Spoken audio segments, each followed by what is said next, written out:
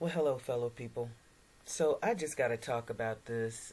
People just kind of gloss over this like it's no big deal, but it really bothers me how quickly we can just slide into things, not really ask questions, feel a little off about something, but don't have the guts to ask those questions. So, let me just break out the damn math for you about these damn pennies. Because I thought to myself, well, if you're going to get rid of it, because I've never had one receipt that was an even number. Maybe once in my lifetime. I take that lie back.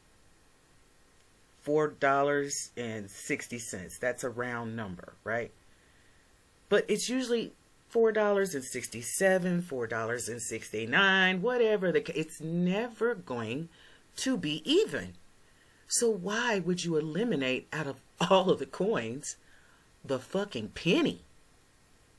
They don't care about y'all, so I'm about to show you how much they don't care. And they count on your ignorance and your cowardice not to just simply speak up. Hold up these lines, okay? So I wrote it out for you. You could print it out. You could screenshot it, whatever you got to do. Each penny costs 3.7 cents to produce, which is a net loss of 2.69 cents versus the fucking nickel. Because first thing I thought, why not get rid of the nickel? I honestly thought the dime, because they're so little, they've always been annoying to me. But if you're going to get rid of anything, the nickel. And this is before I looked up the numbers, because if you've got pennies, you can count out another 5 cents if you need it, right? That's the coin to keep. But the nickel, only valued at 5 cents, but 13.8 cents to produce at a net loss of 8.8 cents. Which one of these numbers is larger than the other? This one or this one? It makes no sense other than, as an empire falls, they will fleece it to death, and they start with the American citizens because y'all have gotten so damn docile. Before I scroll down, I got to say this, because I write it in a comment every time, but I think this is appropriate to put it in a video. We set it off over a 3 pence per pound tax on tea once. Remember the Boston Tea Party? The real one. You know, when they got pissed off because they got a 3 pence per pound tax on tea. And now we just bending over and taking it all and not pushing back at all. It really blows me away that this is not the country, and these are not the people, these are not the Americans that I grew up with. The cowardice, it just makes me so angry. So to help drive the point home, I'm thinking this is legalized theft. It really is, because if my purchase costs $3.52 and I go in there with $3.50 and they say nope, it's $3.52, that's theft. No two ways about it. I know I'm doing pennies and people will say, well, most of the time they don't care. That's beside the point. If it costs a certain amount, I have to pay a certain amount. You know, let's just say I'm $5 short. Okay? I'm just trying to do apples to apples with the penny analogy. But I looked it up for you. I just picked Walmart, because even I have a few things in Walmart that I still get a better price on than I get anywhere else, and not food, cleaning products and other things like that.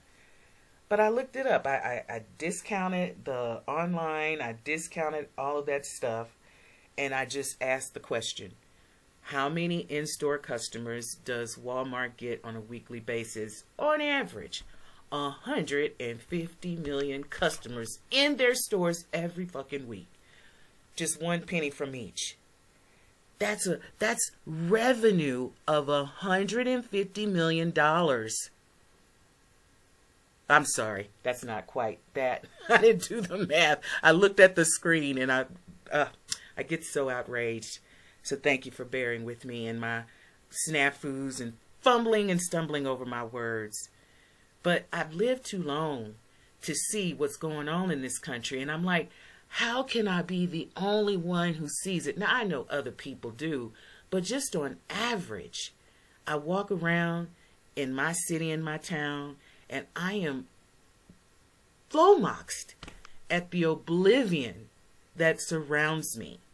And it makes me more angrier than I've ever been in my life. And by the way, I'm a very happy person. I've had a wonderful life. But I can't believe since 2020 what has happened in such a short period of time. It actually started, I started really noticing it in like 2018, 2017, somewhere in there. But it's really disturbing that this country and its citizens, its American citizens, are allowing this just, not just theft. I'm trying to encompass it all, between the invaders, not being protected, being forced into two words. I've got two very old dictionaries, and I've never, ever heard the term sanctuary city. It's just a made-up thing. And then they put legislation behind it because we're not active enough. They're not afraid of us, and it makes me so mad that they're not afraid of us. And they keep doing little shit like this, and we just keep taking it. I saw a handful of videos where people were talking about, it occurred to them that, hey, I didn't get my 4 cents back, or I didn't get my 6 cents back. What the fuck? I'm just thinking in terms of Walmart only. 150 million people walk through there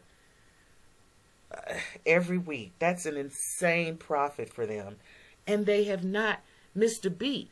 Not even the fake pandemic took them out. Most of these companies made more money than ever. And here they are, trying to get you not to confront them about your fucking money. And one more old school thing. When I was coming up, I was taught, now this was something that my grandfather used to do. If he spent any money throughout the day, his change went into a big old jar. Not a jar, but one of them big old... I started using one of those water dispensers when I became an adult. But if you do that at the end of the year, you've collected a little over $200 in some cases or more. Dump your change in a bowl or your little jar, or whatever, your big jar. Like those things that I see at Sam's, those cheese puffs things. A big thing like that. Get a couple of those. You'd be surprised how much money you can just accidentally save by just getting rid of your change. I'm so angry at my country and its citizens because they've taught, not the majority, but of too many of you that hate your country, and I know it's because you've never been anywhere. You're romanticizing these places that you're advocating for, and as someone who's actually lived in the Persian Gulf, they've got you so brainwashed, you call it the Middle East now. I'm not even Persian or Parisian. No, that's Paris, France. Persian. I'm not even Persian, and I'm offended. But they got you trained to call it the Middle East. It's the Persian Gulf. I need y'all to go to Djibouti. I need y'all to go to Afghanistan. I need you to go to Doha. I need you to go to fucking Buka, Camp Buka. I need you to see these places. Women, I'm talking to women specifically. I need you to see these places so you can understand fully what you're embracing. And look at the end of this clip that I'm recommending for you. I don't say a word in it. I know I can talk a little too much because I'm watching the clock and I'm trying to incorporate my notes, and then I just get to thinking and I get more and more angry, and I just want to do one take. So I'm not going to do all that editing, but look at this clip at the end. Steven Crowder, shout outs to him for that.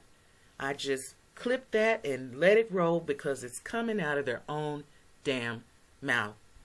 And ask for your fucking pennies back. Don't be a coward. It's your money.